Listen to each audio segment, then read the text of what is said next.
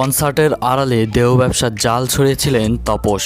যত গভীরে যাওয়া হচ্ছে ততই বেরিয়ে আসছে মিডিয়া মাফিয়া কৌশিক হোসেন তাপসের কুকীর্তি। প্রভাব খাটিয়ে সঙ্গীতাঙ্গনকে যেভাবে কুক্ষিগত করে রেখেছিলেন তা নজিরবিহীন। সব অপকর্ম প্রকাশ্যে আসার পর তোপের মুখে পড়েছেন গান বাংলার টেলিভিশনের কর্ণধার সঙ্গীতশিল্পী। দেশের পট পরিবর্তনের পর জনরোষ থেকে বাঁচতে গিয়েছেন গা ঢাকা। তবে সামাজিক যোগাযোগ মাধ্যমে তাকে ছেড়ে কথা বলছে না সংস্কৃতিপ্রেমী নেটিজেনরা। ফলে নানা বিষয়ে ফেসবুকে পোস্ট করতেও মন্তব্যের ঘর রাখছেন বন্ধ।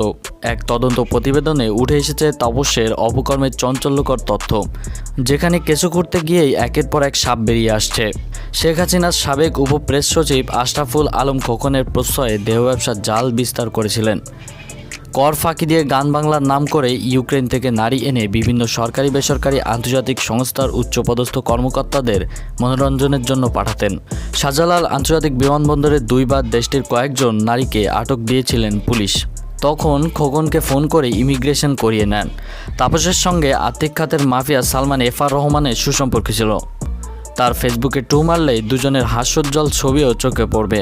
2022 সালে যখন সাবেক পর্নোতারকা সানি লিওনের উপর নিষেধাজ্ঞা দেয় তথ্য সম্প্রচার মন্ত্রণালয়, তখন তা তোয়াক্কা না করে তাকে ঢাকায় আনেন। এতে পরোক্ষ সহযোগিতা করেন দরবেশ বাবা। মেয়ের বিয়ের আমন্ত্রিত অতিথি হিসেবে আনা হয়েছে বললেও মূল উদ্দেশ্য ছিল রাঘব বোয়ালদের মনোরঞ্জন। ওই সময় কলকাতার নুসরাত জাহান, মিমি চক্রবর্তী অনেকেই এসেছিলেন। বলিউড নায়িকা নার্গিস ফকরিও তার হাত ধরে ঢাকা এসেছিলেন। তাপসের স্ত্রী ফারজানা মুন্নি স্বৈরাচার শেখ হাসিনার বিউটিশিয়ান। সেই সুবাদে আওয়ামী লীগের বড় বড় নেতাদের সঙ্গে তার ওঠা বসা ছিল। সেটাকে কাজে লাগান তাপস। স্ত্রীর কারণে হয়ে ওঠেন ক্ষমতাবান, প্রভাব বিস্তার করেন সংস্কৃতি অঙ্গনে। আওয়ামী লীগ সরকারের সবথেকে বড় প্রজেক্ট ছিল জয় বাংলা কনসার্ট। শেখ মুজিবুর রহমানের দেয়া 7ই মার্চের ভাষণের উপলক্ষে এই কনসার্ট আয়োজন করা হতো। পুরো অনুষ্ঠানের আয়োজন করতেন তাপস।